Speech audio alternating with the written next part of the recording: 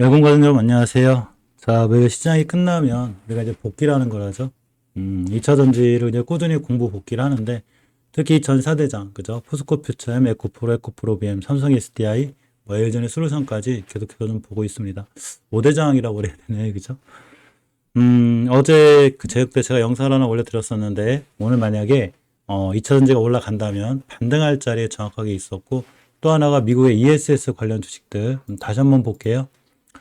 어제 알려졌다시피 이제 ESS 관련해서 플루엔스 에너지라든가 이 친구들이 오늘 또 어떻게 될지 모르겠지만 어제 많이 살아났죠. 그죠? 16%대, 블룸 에너지도 거의 보면 한 13%대, 지히보노바, 콘스텔레이션 에너지, 넥스트 에너지까지 잘 반등해 주면서 아직 ESS 관련한 이슈는 좀 살아있구나. 제가 그런 말씀 드렸어요. 특히 대장으로 가고 있는 플루엔스 에너지 같은 경우가 3번 차트 21선을 잘 뚫어줌으로 인해서 물론 여기 21선 뚫어주면 또 꼭 괘씸하게 이렇게 한 번 뚫고 음봉 떨어졌다가 다음날 뛰는 애들이 있어요. 그런 경우도 있고 오늘 한미반도체처럼 그냥 뚫어주고 뛰는 경우들이 있습니다. 어쨌거나 결론적으로 이 친구들 흐름이 좋아지는 건 ESS 시장이 앞으로 더 커진다는 얘기가 되고 지금 많은 이제 우리나라의 2차전지 기업들이 EV 캐즘을 벗어나서 전체적으로 새롭게 공략하는 시장이 ESS 시장이죠. 그런 부분에서 이제 ESS 저런 뉴스로 해서 좀 살아난 것 같지만 사실은 제가 생각하는 건 주식은 뉴스에 반응하기보다 또 미증시가 좋아서 뭐 ESS 시장이 좋아서 강해진 것도 있기는 해요.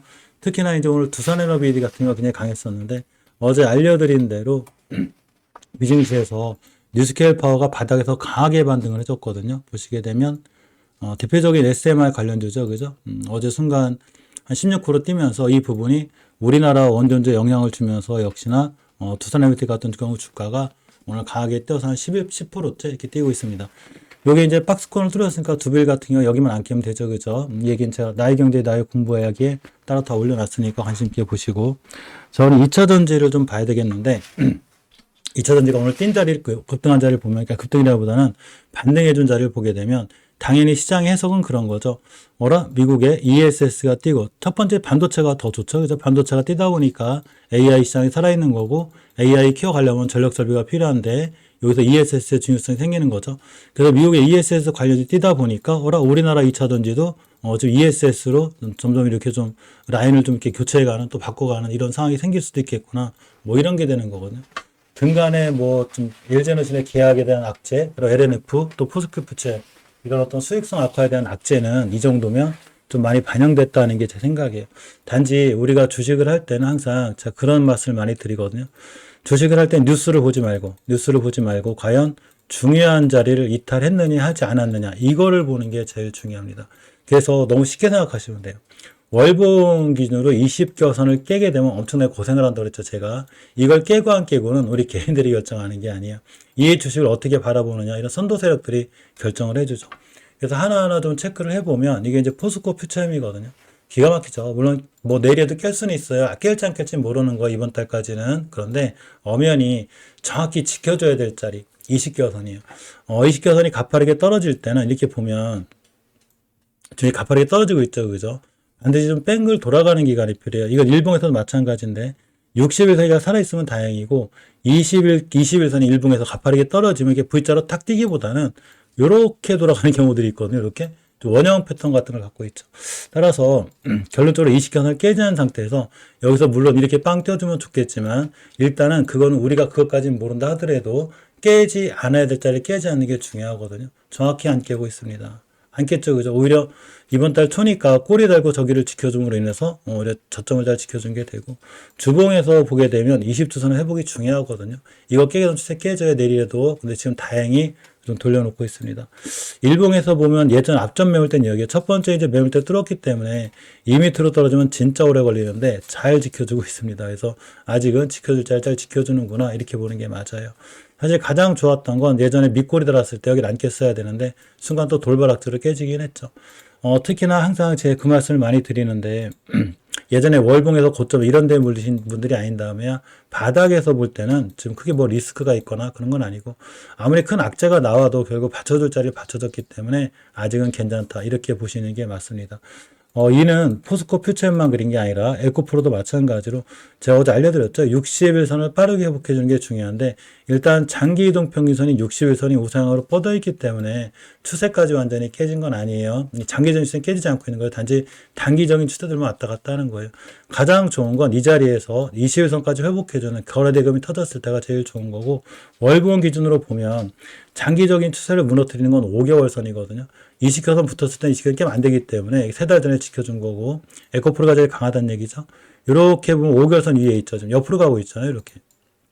자, 뭔 얘기냐? 에코프로가 죄송합니다. 물 좀 한 잔 마시고 갈게요.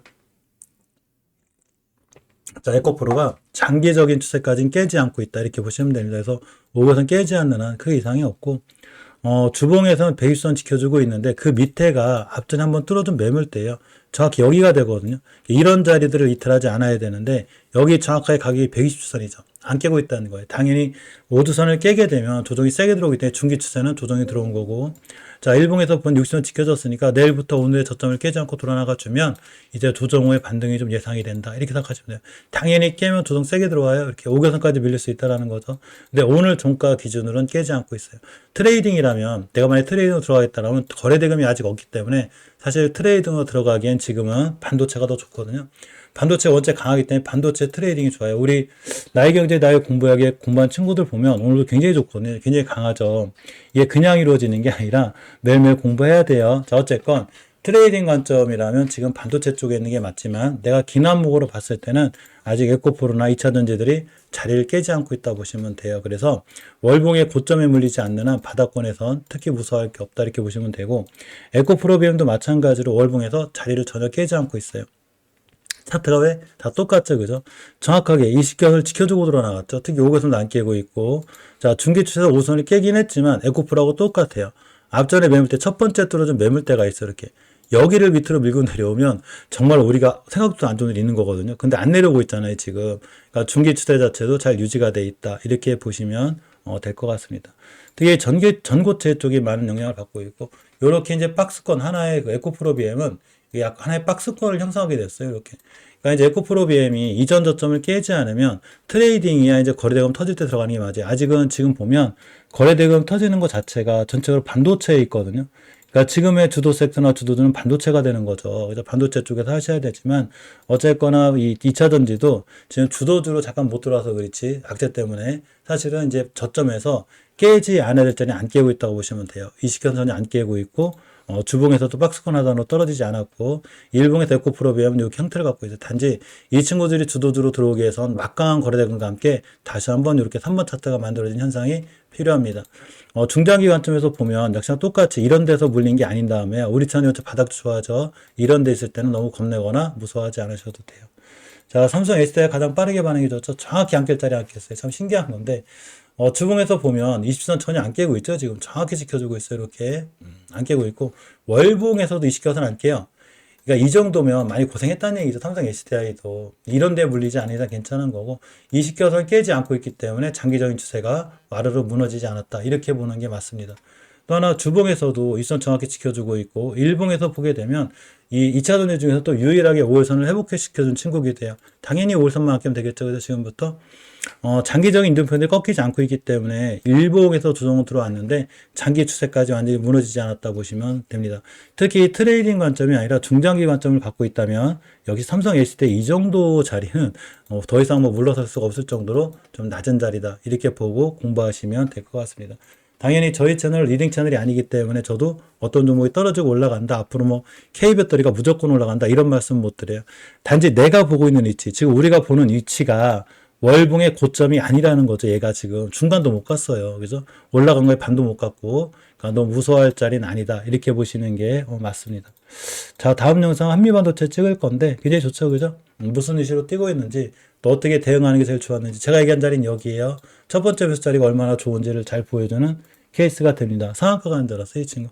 이 친구 따라서 지금 똑같이 가는 친구가 있는데 제가 올려놨어요. 나의 경제, 나의 공부 이야기에 전부 다 저렇게 지금 한미반도체처럼 어제 종가 기준으로 똑같은 자리가 있어요. 물론 똑같다고 그래요. 똑같이 가진 않지만 자리만 안 깨면 돼요. 제가 금방 올려놨는데 자, 나의 경제 나의 공부 이야기에 전부 다 이렇게 한미반도체처럼 이런 자리에 있는 친구들이 굉장히 많아서 잘 올려놨습니다.